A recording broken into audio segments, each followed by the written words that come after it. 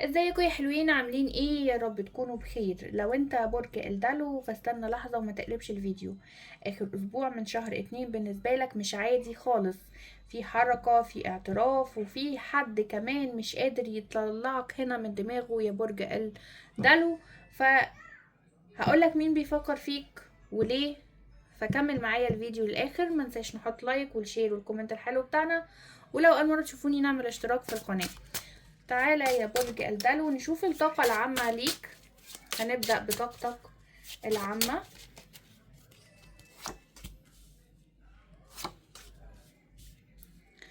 برج الدلو بشوفك هنا ان انت قاعد في طاقة مراقبة، قاعد في طاقة انتظار، منتظر هنا شخص يتكلم معاك، منتظر شخص يتواصل، منتظر اوراق بتراقب هنا الحبيب. في عندك طاقة انتظار ومراقبة. بشوف كمان هنا ان انت قاعد مستني يمكن حد ياخد خطوة اتجاهك يا برج الدلو. طيب، الدلو هنا بطبعه غامض ومش بيظهر كل اللي جواه. بس الاسبوع ده انت نفسك هتتفاجئ بمشاعرك يا برج الدلو. في حاجة كنت فاكرها خلصت راجعة تتحرك تاني، وفي قرار هتاخده بعقلك بس قلبك هيبقى ليه رأي تاني هنا، يعني كأنه هو هيكون معترض على قرارك ده يا برج الدلو. طيب، يعني بشوف هنا ان انت آه قاعد مستني، قاعد مستني شخص، قاعد بتفكر في شخص، قاعد منتظر كمان فلوس. البعض منكم هنا منتظر فلوس، او منتظر عمل، او منتظر اوراق سفر يا برج الدلو. في حاجات كتيرة عندك مش مكتملة وقاعد في طاقة انتظار ان الشيء ده يكتمل عندك يا برج الدلو. طيب، بالنسبة لأمورك المهنية عايزة أقولك إن في خطوة جريئة انت هتفكر فيها يا برج الدلو. ممكن تكون تخص سفر، ممكن تكون تخص شغل جديد أو مشروع خاص بيك. ممكن كمان يكون تغيير مكان، او زي ما قلت لك فكرة في مشروع، او حتى قرار هنا انك ما تسكتش تاني وان انت لازم تاخد حقك، او ان انت لازم تدور على حقك يا برج الدلو. الطاقة بتاعتك هنا بتقول انك اقوى مما انت متخيل. فما تخليش حد يوقفك، ما تخليش حد يأثر عليك يا برج الدلو. كمل في طريقك زي ما انت قدها، وهتنجح وهتوصل للي انت عايزه. بالنسبة للأمور المادية بشوف ان في مبلغ جايلك. المبلغ اللي انت مستنيه هنا او المبلغ اللي انت منتظره، في فلوس جايلك هنا. يعني لو انت طالب من شخص فلوس هتجيلك. ممكن كمان يكون في حد عليه فلوس ليك هيرجعها يا برج الدلو. لان في مبلغ ممكن مش مبلغ كبير قوي، بس في مبلغ هنا داخلك يا برج الدلو، او فلوس كانت متأخرة هنا وراجعلك. ممكن مستحقات ليك بقى، مرتب ايا كان متأخر وبيرجع لك. بس بلاش تتهور في صرف حاجة كبيرة يعني فجأة كده يا برج الدلو. طيب، تعالوا نشوف بقى الطاقة العاطفية.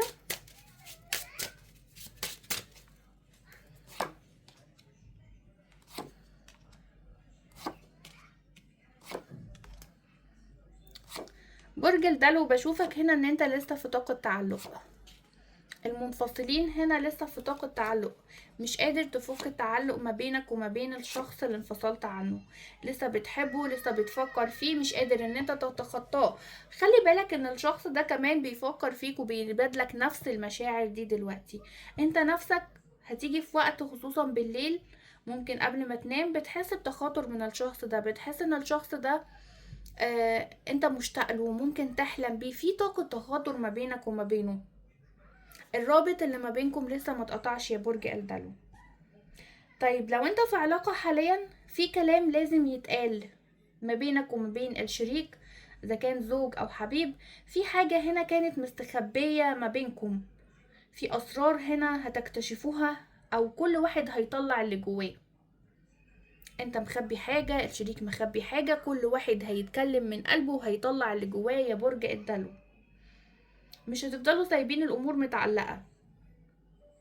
طيب، بالنسبة للمنفصلين، الشخص اللي انت منفصل عنه لسه متابعك، لسه بيفكر فيك، عايز يرجع، بيفكر يرجع، بس مستني اشارة منك هنا. مستني يحس ان انت مستنيه، تنزله ستوري، تبعت له رسالة، تتواصل معاه، مستني اي اشارة منك هنا. طيب ليه؟ البعض منكم هنا الشخص ده حاول ان هو يرجع او يتواصل معاه قبل كده وانت رفضت، او انت قفلت في وشه الباب، او انت اتعاملت معاه بشكل سلبي يا برج الدلو، فخاف ان هو يرجع يتكلم معاك تاني. والبعض الاخر منكم هنا ممكن يكون ما توصلش وما تكلمش معاه، وانت اللي قاعد هنا منتظر وقاعد مستني تواصله وكلامه، لكنه هنا برضو الشخص ده خايف ومتردد. طيب يعني لسه بيحبك يا برج الدلو؟ لسه بيحبك، لسه في عنده مشاعر، لسه في عنده مشاعر اتجاهك. لكن الشخص ده لما ساب العلاقة كان بيهرب منك، لانه ممكن شايف نفسه مش قد مسؤولية العلاقة دي يا برج الدلو. طيب تعالى كمان يا برج الدلو نشوف مين بيفكر فيك.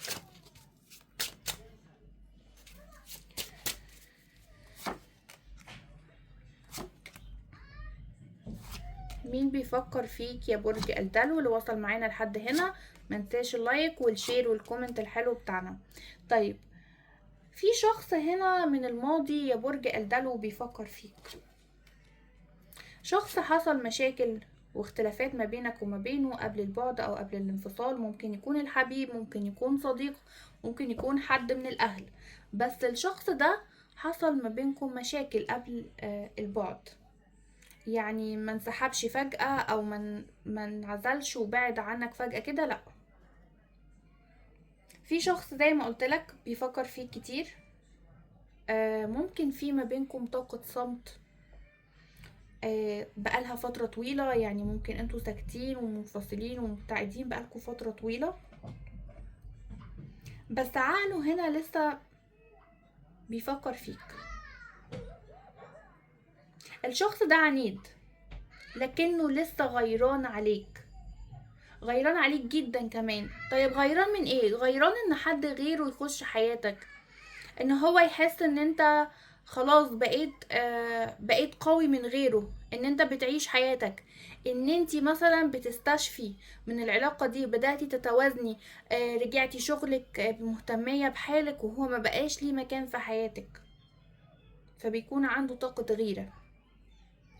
ممكن يكون برج ناري او برج مائي يا برج الدلو، بس اهم حاجة هو بيراقبك من بعيد، يعني ممكن يكون بيراقبك على السوشيال ميديا. وفي شخص تاني هنا كمان يا برج الدلو، شخص تاني هنا ممكن يكون معجب بيك، شخص هنا معجب بيك من قريب او معجب بيك اعجاب لسه، يعني حد جديد هنا، لكنه ساكت ويمكن مستني فرصة هنا مناسبة ان هو يقدر يعبر عن مشاعره او يقدر ان هو يتقرب منك، لكنه هنا لسه مش عارف يتقرب ازاي يا برج الدلو. طيب تعالى نشوف النصيحة بتاعتك.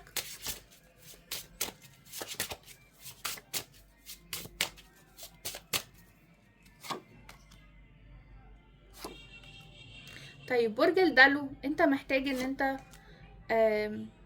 تطلع صدقة الفترة الجاية عشان تفك اي مشكلة، اي كرب عندك، اي ازمة، اي تعب، اي ضغط نفسي انت فيه.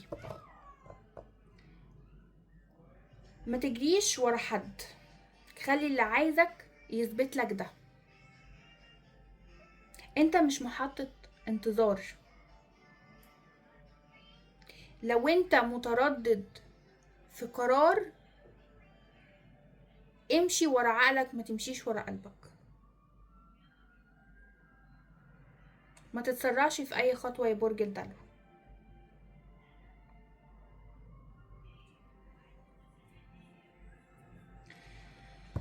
كده نكون وصلنا لنهاية الفيديو، منساش نحط لايك والشير والكومنت الحلو بتاعنا عشان الطاقة توصل لك.